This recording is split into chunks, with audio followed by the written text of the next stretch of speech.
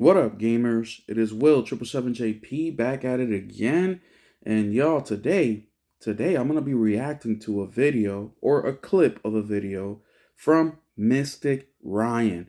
Now, Mystic Ryan is probably no, he's one of a few YouTubers that I actually listen to religiously. I stopped listening to other YouTubers a while ago, hence why I got motivated to create my own YouTube channel. But Mystic Ryan, I love his channel, man. He keeps it straight edge. He talks about the games. He's a physical game collector, and I love his opinion. He's motivated me to play games. Like Cat Quest, for example. I platinum that. I saw him do a video of he does these 30 platinums in 30-day videos. And that's when he tries to platinum 30 games in a month. And I saw him do Cat Quest and I decided to get it because of him. So shout out to Mystic Ryan, man. If you are not subscribed to his channel, go on over there and subscribe to his channel. I'm going to put a link of the video here in the description because you should definitely watch the rest of the video. He does these kind of news videos every Friday where he talks about different topics in the game industry, and it's just super good. But today, the topic that we're going to discuss or react to is Nintendo Switch game cards. Yes. So he brought up a couple good points that I thought that I would share those with you guys and also have a discussion. Before we hit play, before we get going, thank you guys so much for helping me reach my goal of 500 subscribers. Man, we're in celebration mode.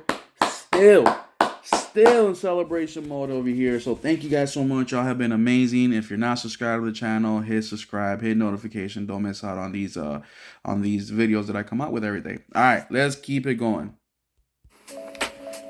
Next up, as many of you know, we are still following the physical video game market very closely in the short to long term to see what does or does not end up happening.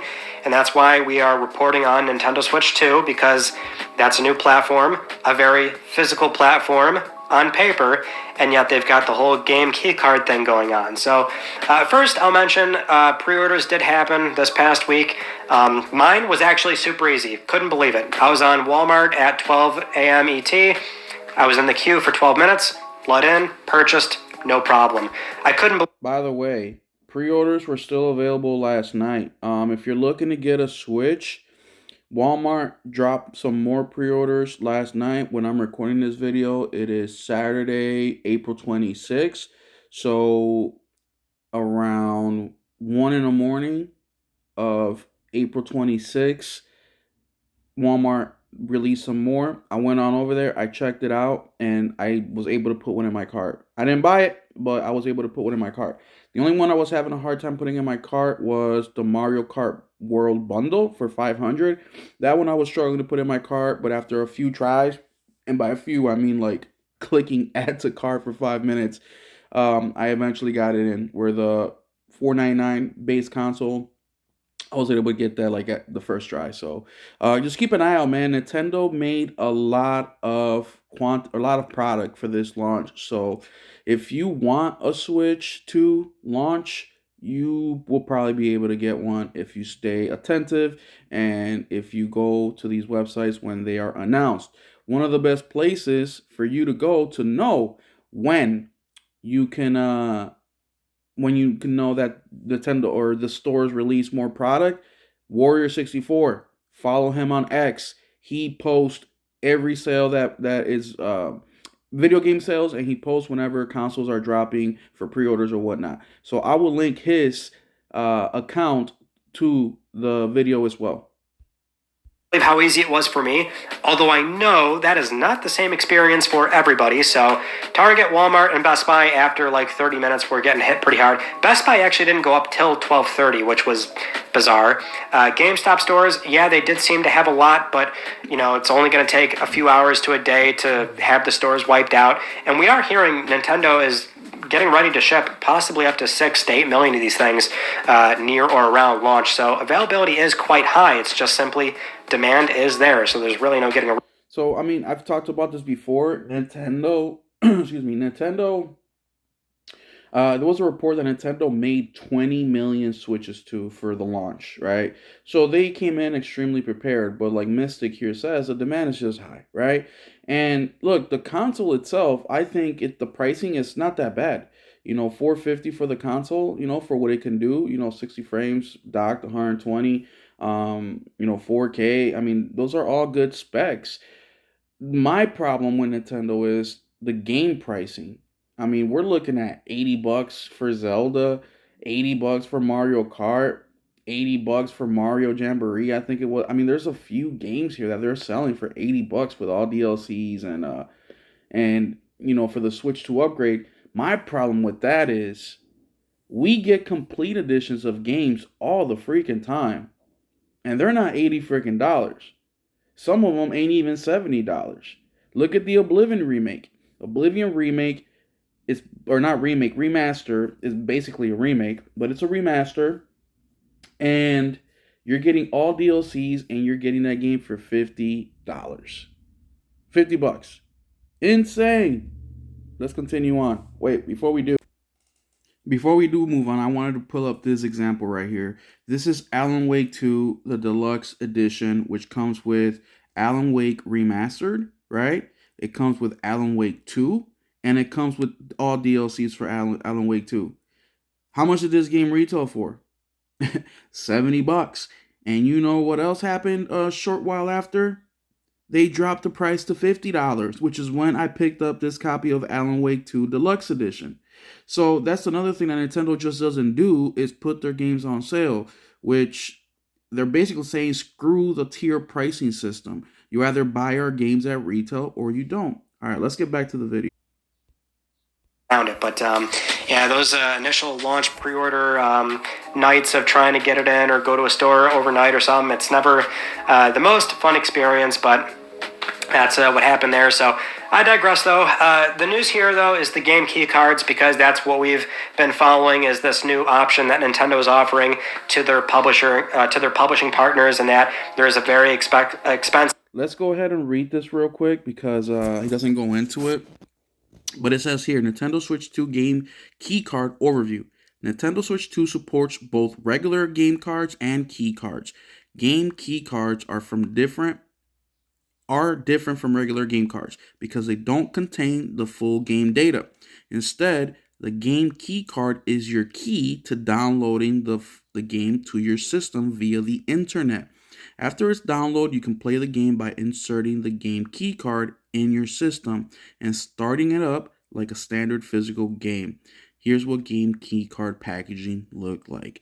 So once again, when you buy a quote-unquote physical game from Nintendo that is on a game key card, all it is giving you the licensing for the game. Then you have to go online and install and download the game. Which, yeah, it's not good for us physical game collectors. Let's continue on with Mystic Ryan. 64 gigabyte card, and there's also a cheaper game key card option where there's basically no space on it, and that's a way to facilitate an online download. So it is a physical game at retail, but there's no actual game data on the game key card, and that is not good. That's regressing. We don't really want to advocate for that. And now we're seeing that there are a lot of game key cards, because that was the unknown. How often is this going to happen? Well, we still don't have that many games, so I don't want to sound the alarm bells that quickly, but it is deeply concerning that we see for the Japanese launch and the Japanese pre-orders, 11 of 11 third-party games are all game key cards. Let's pause there real quick. Mystic Ryan just said that in the Japanese day one release market, 11 out of 11 third-party games are releasing with game key cards. 11 out of 11. That's every single third-party game that's coming out in the Japanese market is coming out with game key cards. Now, we don't know yet if these, or at least I don't know yet, if these games are also going to be releasing in the United States, 11 out of 11 with game key cards. But man, that is alarming. Very, very alarming. Let's continue. There's still so many more titles to see over time, but like that's what was so weird about like Bravely Default. It's like that game's not large. Why is this on a game key card? Oh, wait, here's another one. Here's another one. I mean, this is a lot initially. So it's like there's going to be a whole platform cycle to see, and there's going to be thousands of games that will come out on Switch 2. So, I don't want to sit here and say, like, oh, this is like, it's over, like, they're all going to be game key cards, but is it not deeply concerning that the vast majority of third parties so far on Switch 2 are not opting to print their game on a larger game card? So it sucks. And what's so conflicting about it for me personally is that I still am such a big advocate of the ability to sell, to own it and to sell it. This is why I keep bringing up, like, I don't care if it's an online tied game like Gran Turismo 7, or if it's a copy of Halo Infinite where there's nothing on it, or a copy of MW3 where there's nothing on it. You still have something of value, and you trade that, you sell it, you lend it to somebody. There's still so much power even when it's tied to online. So I'm so conflicted in that, if I want to play a Switch 2 game, and it's day one, and I'm ready to pay full price, and the only option at retail is a game key card variant, like, I hate to say it, but I'm not going to not buy that. Because I refuse. I can't buy stuff on PSN, the eShop, or the Xbox Store at full price. At least big games, mind you. I'll certainly buy a digital game if it's 10, 15 bucks or something. But patient, I can wait for an LRG. It is Friday, April 4th. My bad. I messed this up here. LRG print or something. If the Xbox Store at... My bad, I messed this up. But he makes a very good point here. And I'm the same exact way.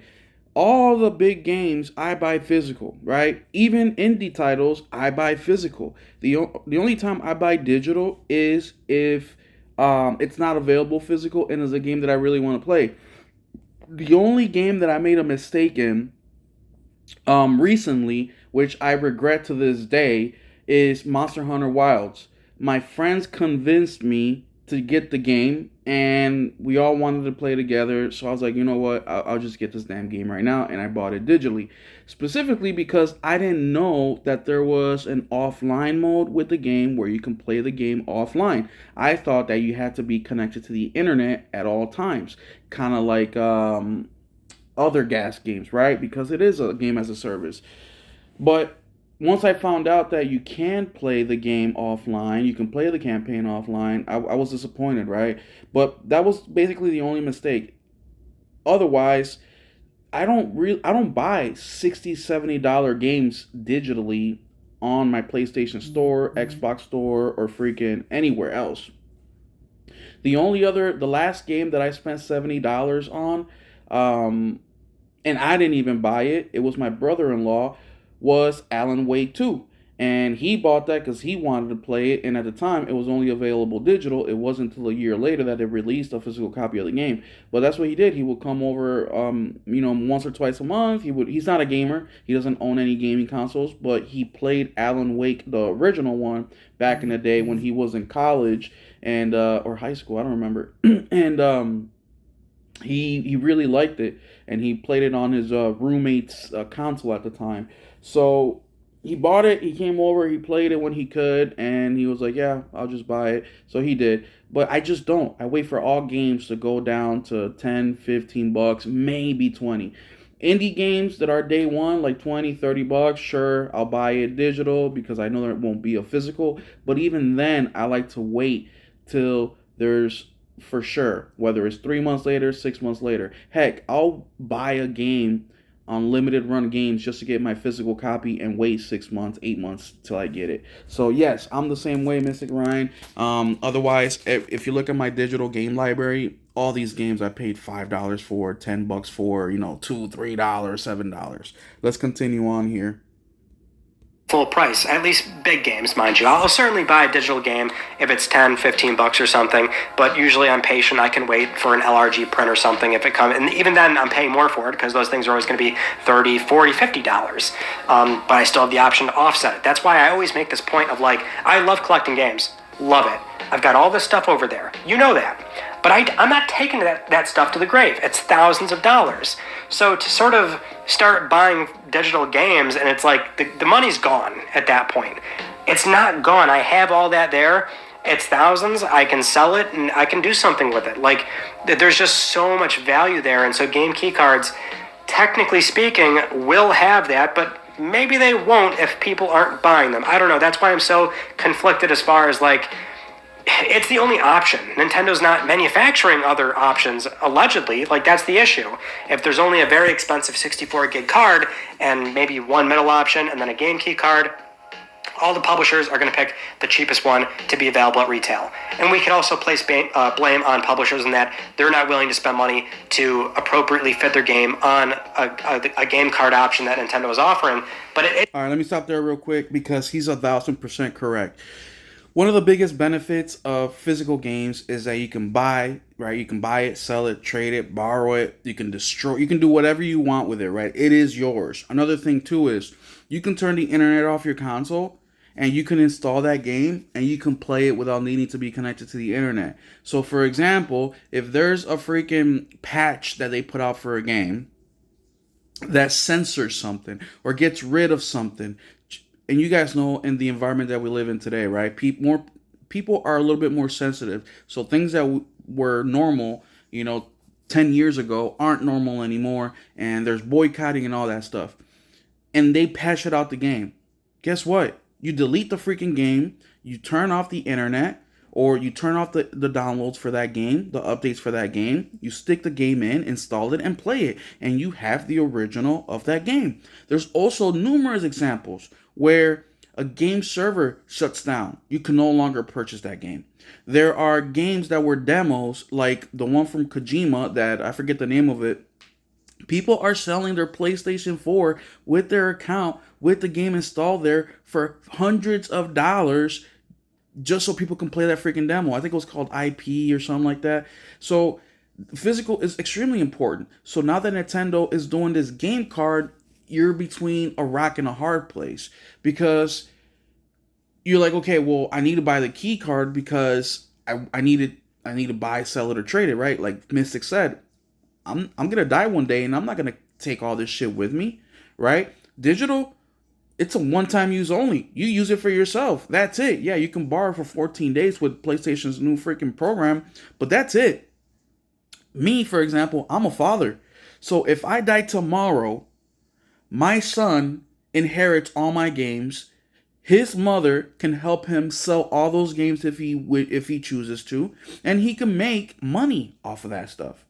He can make a couple $1,000 and help pay the rent, help pay the mortgage if it comes down to that. Shit, even if he wants to buy a car, he can take those games and get the money and invest in a car, right? So I see what he's saying with the digital game card is, yeah, you can still trade it, sell it, whatever, but now we're going back to my first point of, hey, if they patch something in the game, get rid of a game, server goes down in the game, what happens to that digital key card? Let's continue on. We're almost done here. It sounds like it really might be Nintendo.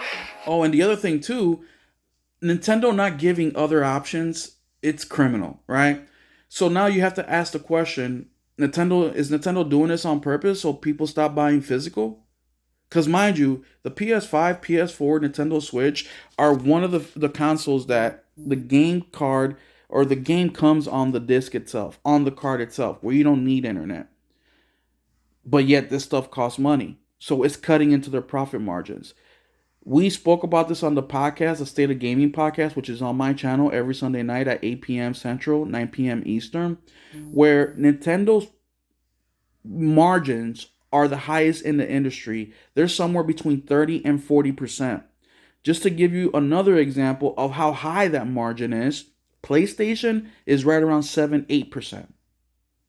So Nintendo is making a killing over anybody else. They're making more money than anybody else in the industry, and yet they can't freaking give us another option. So what do you think a third-party publisher is going to do? They're going to go with the cheaper option, which is the game card.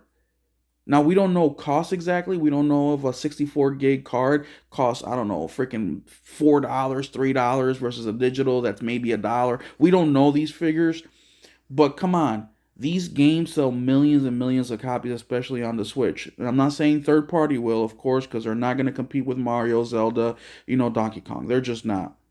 But this would have been a great way for Nintendo to be an advocate, enter into the production themselves. Like, let's be real, guys. If you own a restaurant and you sell freaking 20,000 plates a day of your famous steak and potatoes, right? And you also include a roll in there, but the roll you get from somewhere else. Well, if you're selling that many freaking plates, you're like, screw buying the roll from somebody else. I'm just going to make it myself. That's what PlayStation did. PlayStation manufactures this themselves. So they're getting that cost way cheaper. If you're selling 20 million copies of Pokemon, Mario Kart sold, 60 million or something like that? Just off that one game alone, you should be producing your own cards. I don't know, man. It just feels like they're just trying to go against gamers owning their own shit. Not offering a lot of options. And publishers are, of course, going to pick the one that's the most affordable. The 64 gig card is probably a lot, in that it's awful. All around, it's a rock and a hard place. Nobody wins circumstance outside of maybe Nintendo and publishers. But I hate that. But it's so hard to advocate for, like, not buying game key cards, I guess, or rather, buying your third-party games elsewhere. I don't know. It's like the voices here should be loud in that, hey, we don't want these. We want the full game data on this. Nintendo, you got to do something. Publishers, you got to do something. This is regressing. I don't want it to go down this path, but it's not looking optimistic. We'll just put it that way. All right, that's where he ends off, and then he goes into the Until Dawn movie that PlayStation's making. But he's absolutely right, man. And you know what's going to happen? Nothing's going to happen. Even though it is regression, nothing's going to happen. Gamers are already buying Mario Kart at $80. They're telling Nintendo, your game is worth $80 more than any other game in the history of video games. Well, I shouldn't say in the history, right? But yeah, I am going to say history because look, in the 90s, that was a completely different time, completely different market. The money was worth different. These developers were working differently. Like, it was just different. But in the last 25 years, Nintendo is now the most expensive. And I had this discussion on Discord. Mario Kart, $80. That's worth more than freaking Gran Turismo. That's worth more than Forza Horizon. These developers that made Forza Horizon and Gran Turismo, they've traveled the world measuring racetracks, testing super freaking high-end vehicles, getting the sound off of them, the feel off of them. Not only can you play it on your PS5 sitting on your couch, you can also play it on VR. They've invested hundreds of millions of dollars to make these games. Nintendo ain't invested hundreds of millions of dollars to make Mario Kart. But yet they're charging $80, so you already gave them the green light. You gave them the green light when Nintendo said, we're going to charge $70 for Zelda Tears of the Kingdom just because we spent more than we did on the last one. Even though that more they spent is still less than what a regular AAA game spends to make their own freaking game. So yeah, the gamers are going to say, it's okay, do this. Especially the digital gamer. They don't care.